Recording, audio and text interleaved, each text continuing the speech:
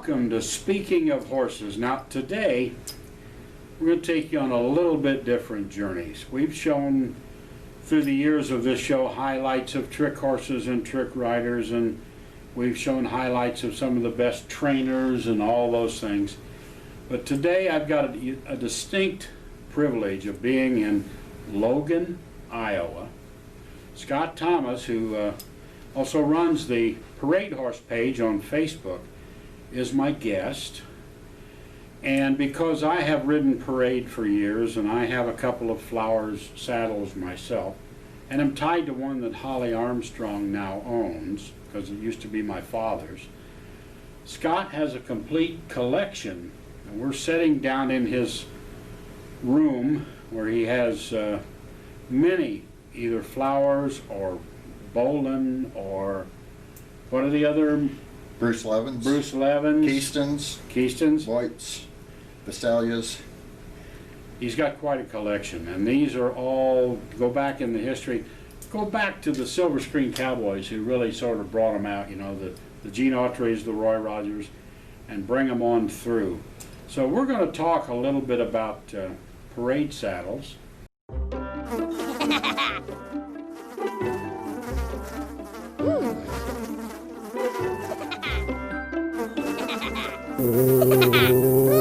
Horses! Piranha! Oh no! Oh, the humanity!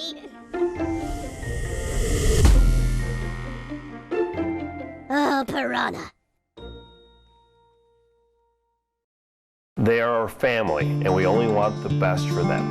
No standing water means clean, good tasting, algae-free, mosquito-free, and virus-free water. No risk of electric shock, no risk of fire from faulty wiring. Cool water in the summer, warm water in the winter. Water delivered fresh from the water supply at 50 degrees year-round. Drinking Post water. The rural American lifestyle. It's how we work, and it's how we play. It's how we learn and how we enjoy the finer things in life. How we take care of our animals and tend to the land. It's a way of life. Has been for hundreds of years. Now there's a whole new way for rural America to watch TV.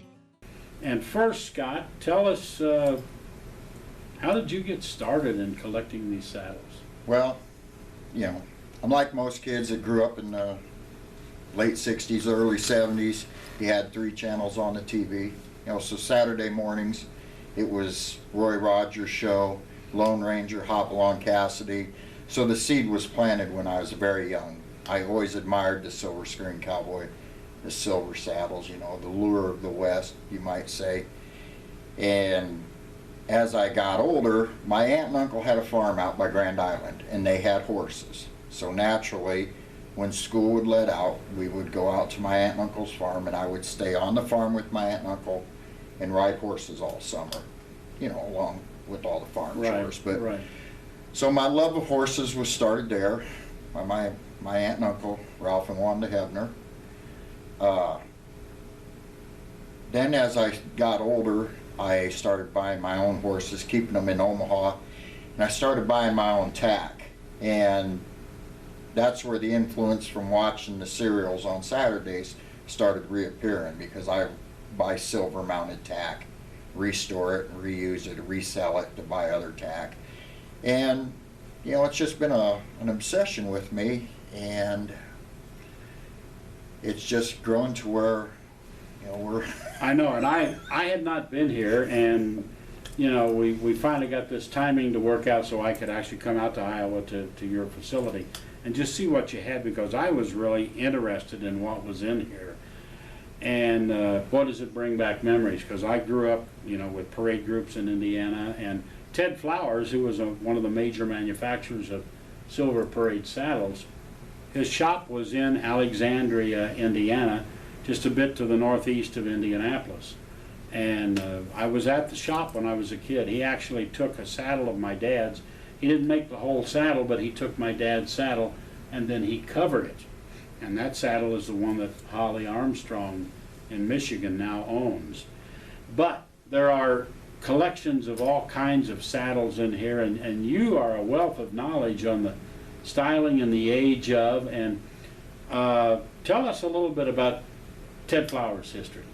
Well, Ted Flowers, it's a really shame. Let's back up a little bit. Ted Flowers is a very notable name in the parade saddle community, but he doesn't get much respect. A lot of his saddles were made out of aluminum, Monel, German silver, whereas compared to like Bolin and Visalia and Hollywood Saddlery and companies like that, it was all sterling. So to the West Coast collectors, anything made in the Midwest, east of the Mississippi River, is just not very collectible. It's not the quality that they're looking at. It's not the quality, but with that being said, it served its purpose. You know, this was a saddle that if a guy wanted to show a backyard horse in parade class on a weekend, he could afford a fairly decent horse, afford a fairly decent saddle, and go out and be able to compete on the weekends and have a good time. And that was Flowers' niche. That's where Flowers made his dent in the parade saddle world. He started off just what he would do is just like he did with your father's saddle. He would obtain a saddle made by a different maker, and he would cover it with silver. He would add his own trappings to it, whether it be serapes, hip drops, new tapaderos, bridles, breast collars. He would make all that stuff. But it wasn't until later in Ted Flowers' career where he's actually building the whole saddle in his shop. In his early career, he was bringing saddles in, and he'd recover them. And we see them still. We see a lot of them out there, and that's what we actually call them. We call them recovers because it was a saddle that Ted Flowers recovered that somebody else built. And a lot of the Flowers collectors like myself, we seek out them saddles because it's a good quality saddle. It's early work, and it's usually all done by Flowers himself. The engraving is all done by hand. For me, they're more desirable than the later models. Well, I know I was always able to tell. Now, my rig was actually built, saddle and all was built by Flowers. Yes. And it was built, to the best of my knowledge, it was built in the early 1960s, 62, maybe 63. When you look at the quality actually of the leather saddle that is covered with Flowers Monel silver alloy, compared to the quality of the saddle that my dad had that he just had Ted cover, there is a huge difference. My dad's saddle overall was a much better saddle to start with. Sure. What Ted was doing was, again, the saddle wasn't all that great, but you're only going to ride it for parades or a show class. You're not going to ride the thunder out of that saddle, and therefore my dad's probably weighed twice what mine weighed. Oh yeah, heavier, Heavy. better construction, thicker Right. leather, Right. you know, everything. Right. And that's how Flowers kept his cost down, you know, because he understood that, well, we don't have to build a roping saddle. You know, we have to build a comfortable saddle that somebody can ride a couple hours a week at the most and enjoy it. Yeah. Well, like me, I would ride, say, in the Indy 500 parade, you know, and you get on at noon and you're done by 4. And that's about a 1.5 mile ride plus the waiting time, but you're not, and then that saddle wouldn't get used again for a month. Right. So you didn't have to be, you know, that heavy working saddle. But the other thing about Flowers is at 5 feet away, if you're on the street watching a parade or a parade group, and you're 5 to 6 feet away from that saddle, you can't tell whether it's sterling silver or an alloy. That's right. If you get right up to it, you can tell, but 5 feet away, everybody looking. But you're right, it was affordable. Right. You know, you could buy a Flowers rig and you wouldn't invest $2,000 in it when it was new. Oh no, nowhere near that. I mean, back in the day, $2,000 you could buy a sterling silver Ted Flowers saddle. Now, you know, people don't understand, but Flowers did make sterling silver saddles. Not a lot of them, but there are many examples out there that are full sterling silver saddles made by Ted Flowers in the Ted Flowers shop, and they're just gorgeous saddles. I mean, Yeah, to go back to that too, like to keep the cost effective, you know, in In Indianapolis, for example, there was the Shrine Horse Patrol, which was a parade group. A big parade. Big parade group. At one time, there could be as many as 30, 35 horses on the street, all outfitted in parade saddles, silver parade rigs. Now, if you take that group, there would be a handful of people out there that could afford the many thousands of dollars it took to get a Bolin or something like that. But the bulk of those people who wanted to ride and enjoy could not spend that much money on a saddle. But if you got them into a Flowers and a decent horse, they, you know, like again, 5-10 feet away, they looked really good. So now you could afford to outfit that group, and it was an affordable hobby for a lot of people, not just a smaller group. We were talking earlier about the Michelle McFarland, the Scripps Saddlebreds, you know, and they're a beautiful group out in Southern California. You see them every year in the Rose Parade, the big spotted saddle horses and saddlebreds, and the all Bolin, you know, beautiful saddles. But if you don't have the backing or wherewithal as a Scripps does, then you can't really outfit like that. EquiAid, the first and last aid for wound, skin disorders, proud flesh eliminator, all guaranteed. Safe and effective water-based, naturally antibacterial. You'll want it in your tack box, in your trailer, on the trail with you or any event. That is EquiAid. Check them out, equiaid.com.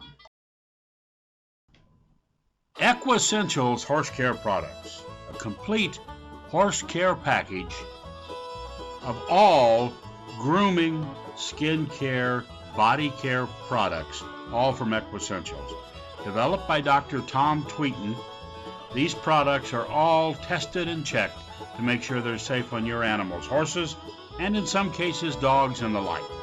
But you need to have EquiEssentials as a part of your tack box and routine. That's EquiEssentials Horse Care Products. Systems. They're non-conductive. They're self-insulating.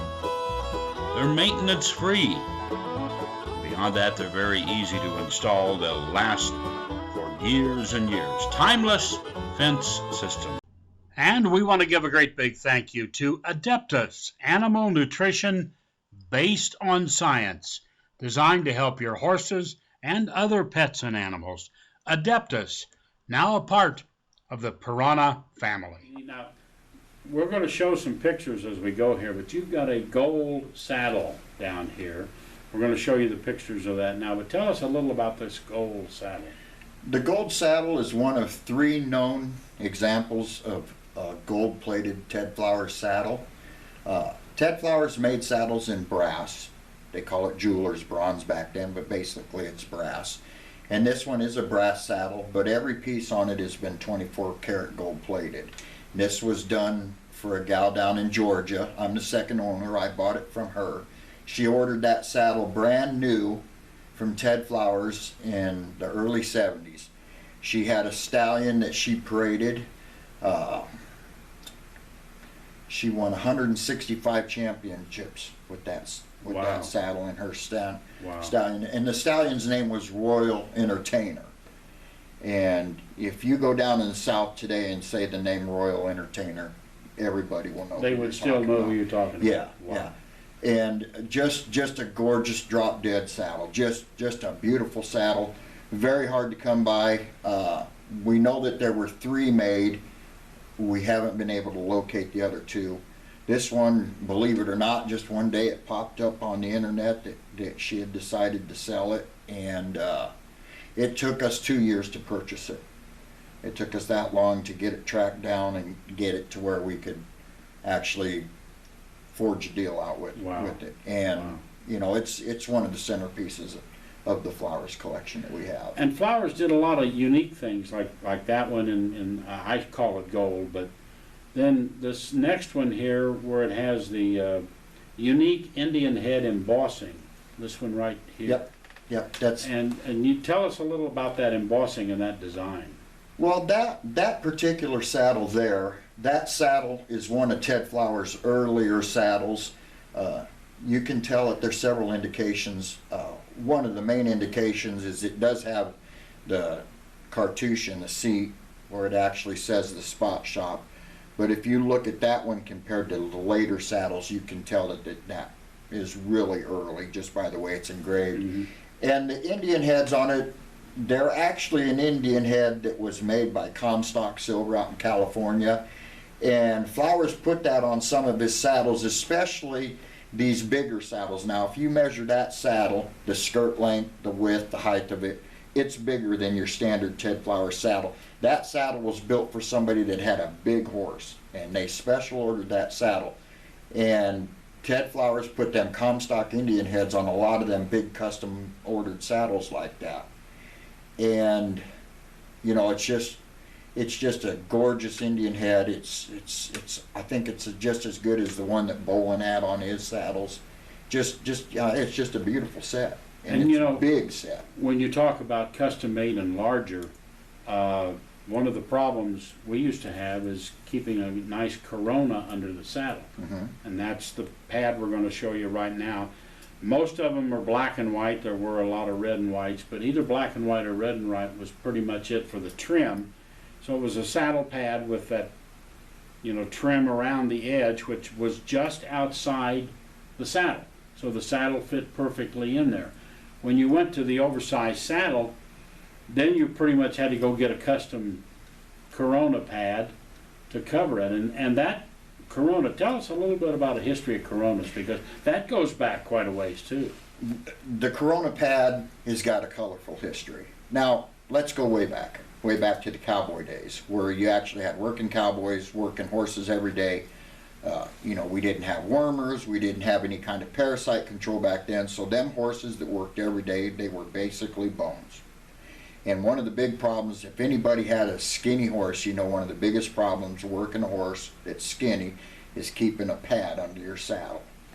So somebody at some time came up with an idea of putting a roll around the edge of their pad that the saddle would sit down in, and it would hold their pad in place while they worked. Well, cowboys being cowboys, you know, seen that idea, and they had to improve on it, make it a little more fancy to where it came to what you see today. Multicolored, you know, big rolls, saddle fits in it perfectly. If you watch a lot of early black and white westerns, you'll see actual working cowboys in working stock saddles that'll have a beautiful Corona pad under it. And that's why, because they kept the pad from moving out from around from underneath the saddle. Well, then the silver saddle craze came along, and they just went hand in hand. And if you have a silver saddle with no Corona pad, man, you've only got half the package. And you know what? You're right, because I have put my saddle on without the Corona for I can't even remember why now, and it looks naked without that. Now, how did he get the name Corona? And based on the time frame we're in, has nothing to do with the virus. No, okay? nothing to do with the virus or the beer. Or the beer. But how did he get the name Corona? Well, I think the way it got the name Corona is if you think of the sun, the corona around the sun during an eclipse. Well, if you take that and you surround the saddle with such thing, I think that's how it got the name Corona. That's kind of like the Corona ring going around. Right. And that's just speculation. We've never been able to actually nail down that. And I never thought about it. We didn't discuss this question prior. It just came to me just like right now. It's like, I have been putting it on my horse for 50 years. And I never know until right now. I'm thinking, why do I call it a Corona? Because I was told that's what it was. But I guess I never really investigated as to why. Yeah. But you know, if you got the black leather with the silver, the black and white trimmed Corona that you're looking at right here is absolutely the way to go. Yeah. Now, you know, some of the older original ones, which are much tighter, they're pretty hard to come by, good ones. Very hard to come by. We have several examples of some early Bolin pads, Corona pads in the collection that are very, very tight. They're very tight, very narrow bands, and the collectability on them is just through the roof because they're just almost non-existent. You know, the bowling pads, bowling, like anything else he did to the T. I mean, everything was perfect. It was well built, because bowling was a working cowboy.